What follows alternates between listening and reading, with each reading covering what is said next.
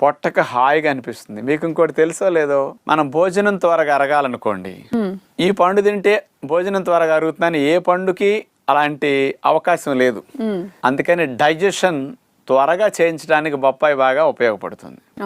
అంచేత అందరూ ప్రతిరోజు సంవత్సరం పొడుగునా వాడుకోదగ్గ చక్కటి పండు బొప్పాయి పండు అమ్మా. అయితే డాక్టర్ గారు, ప్రతి ఫ్రూట్ లో కూడా పోషక విలువలు గుర్తుపెట్టుకునే అంత ఛాన్స్ కానీ, అంత మెమరీ కానీ, అంత ఇంట్రెస్ట్ కానీ ఎవరికి ఉండదు. కానీ దాని లాభాలు చెప్తే మాత్రం బాగా గుర్తుపెట్టుకుంటారు.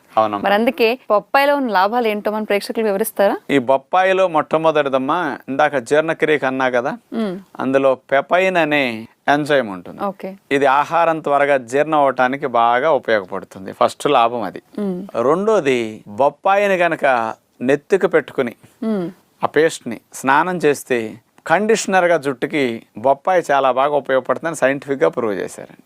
మూడవది తీసుకుంటే, ప్రొద్దునే 2 చీలికలు